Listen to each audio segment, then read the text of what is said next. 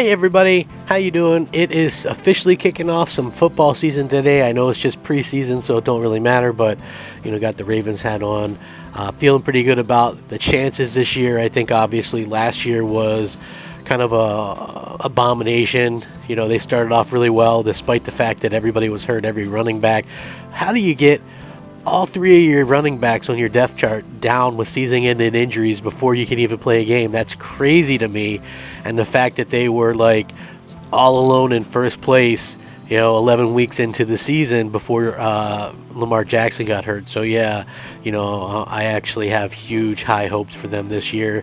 I think they got a lot of things worked out, and I can't wait to see them play. I mean, I don't really care about the preseason. I just hope everybody on all teams just come out healthy, because nothing worse than seeing players get injured.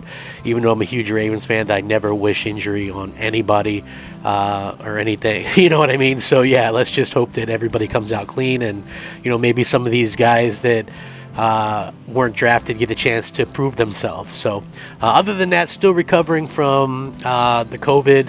I'm feeling much better today. I probably could have done videos yesterday. I just decided to take a little bit of time off and just kind of chill. I played some video games with the kids and watched some movies with the wife. Just did my thing, kind of relaxed.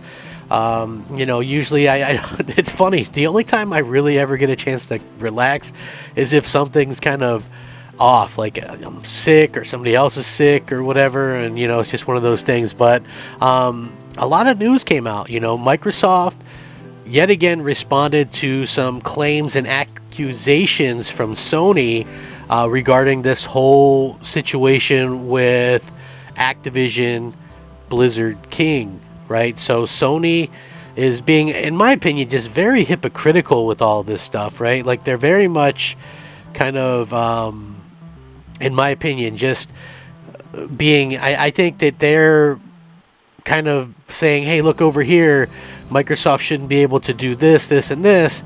Meanwhile, Sony's over here doing this, and that. So it doesn't make a whole lot of sense to me, but I did enjoy Microsoft's rebuttal a little bit. I thought it was pretty epic, the way that they kind of came back and chimed in on that. So yeah, we're going to get into that for sure. And at the end of the day, listen, I feel like we're going to see by the end of the month, we're going to know for sure, but it is looking more and more likely like that Activision deal is going to go through before the end of this year. And, we'll just have to see what that means for Microsoft and being able to get everything into Game Pass. And, I'm excited for the prospect of there being Call of Duties and Game Pass. It could reinvigorate older titles that I like that no longer are active, or it could even bring the newer titles to there, and my friends can jump into that, because let's just be honest, a lot of them are maybe just a little bit tired of buying Call of Duty year after year. But if it's in Game Pass and they have Game Pass, and I think that's a wholly different story. And I think that's what people miss sometimes. It's not they don't want to buy something, it's they bought 10 years of this game, and they don't want to buy another $80 game, and so having it as part of their subscription in Game Pass makes it all the better. Anyway, we are going to get into this. I can't wait to do it. It's good to be back.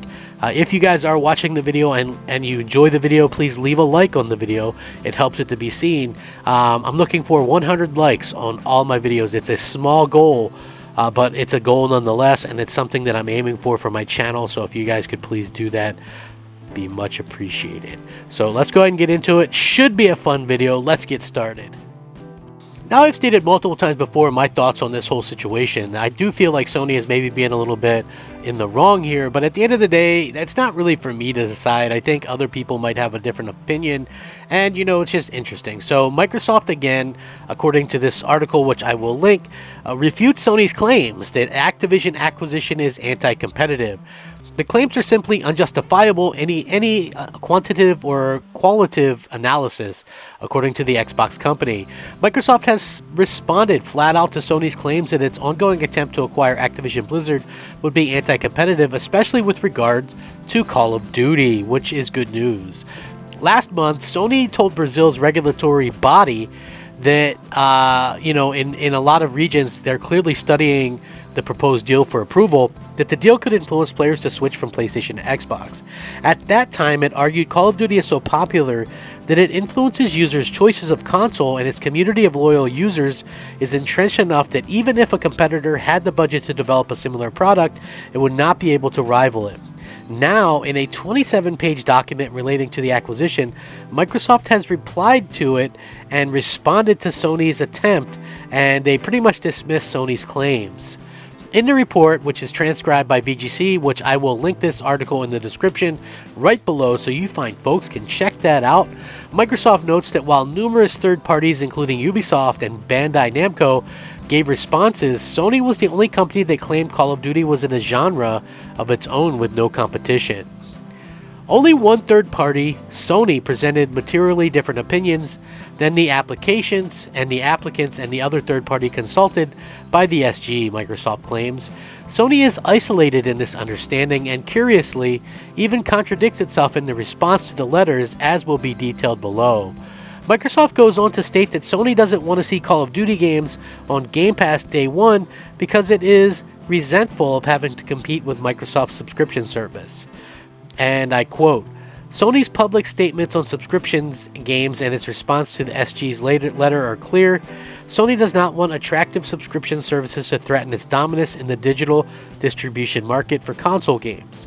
In other words, Sony rails against the introduction of new monetization models capable of challenging its own business model. Microsoft also denies Sony's claims that Call of Duty is a category of games in and of itself, despite the fact that it has a very loyal following. Stating that Call of Duty has a loyal following is a premise for which it does not follow from the conclusion that the game is a gaming category per se, Microsoft says. Sony's own PlayStation, incidentally, has an established base of loyal brand players, such as finding, however, does not lead to the conclusion that PlayStation or any branded product with loyal consumers is a separate market from all other consoles, which is 100% accurate. Extrapolating from such a finding to the extreme conclusion that Call of Duty is a category of games per se is simply unjustifiable under any quantitative or qualitative analysis. It also lists 5 reasons arguing against Sony's claim that the addition of Activision Blizzard games to Game Pass would lead to an unattainable lead to subscription services for Microsoft. According to Microsoft, the claim is wrong because it's not part of Microsoft's strategy to remove content from players, and Call of Duty will still be on PlayStation as a paid title. Data shows that players see subscription services only as one way to pay for games, and Sony claim ignore the dynamic natures of subscription services and the fact that Sony has its own too. There's also redacted information, and there's also numerous other game distribution channels and subscription services, many of which include content that isn't available on Xbox. Microsoft also claims that arranging exclusivity deals has been at the heart of Sony's strategy to strengthen its position in the gaming industry, and that as well as having its own first-party exclusives, it also has exclusivity deals with third-party publishers. It also alleges that Sony actively tries to hamper Game Pass growth, which is very strange in and of itself. And perhaps the strongest indication yet that Call of Duty will remain multi-platform, Microsoft claims that not having Call of Duty games on PlayStation wouldn't make business sense because it would only be profitable if enough people jumped over to Xbox to make up for the money lost from not selling PlayStation copies. In its first response to Microsoft's proposed acquisition, published in January, Sony said it expects Call of Duty games to remain multi-plat due to contractual agreements, but Microsoft's head of gaming also subsequently confirmed his intention to keep Call of Duty on multi-plat as well. It was later claimed that Activision is contractually committed to releasing only the next 3 Call of Duty games on PlayStation consoles, but it looks like they'll be there for the foreseeable future. So again, basically Microsoft is calling out Sony here, saying, hey, what are you guys doing? Talking about how this is stopping competition when you guys are out there actively getting third-party deals that are stopping competition. Like, where's Final Fantasy VII Remake? There's a lot of these games that Sony pays for specifically to get them to be exclusive games for PlayStation, and yet nobody says a word about it. Obviously, they own Bungie now, which even though those games are multi-platform, wouldn't that be the same kind of case that we see that they're kind of attacking Microsoft for? So it is very interesting to see the way that this kind of worked out. I think that Sony's being a little bit dramatic here. Clearly, they just don't like the idea that, a game that they used to pay money for to market and that a lot of people associated with PlayStation is now going to be available on Xbox and in Game Pass day one. And that's, going to take some money out of their pocket.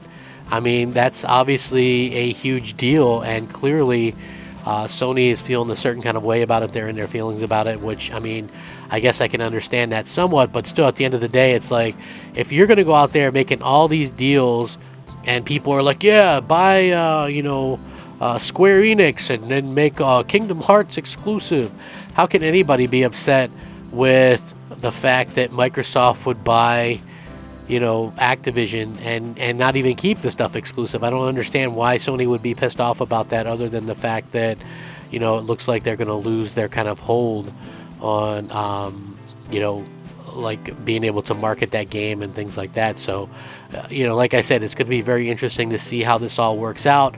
I suspect it's going to work out very much so in Microsoft's favor, and we'll just have to see how Sony responds. Let me know what you guys think. Rack 'em up, fact 'em up, Crap Gamer 'em up. Please leave a like on the video. It helps it to be seen and the channel to grow. Crap Gamer out.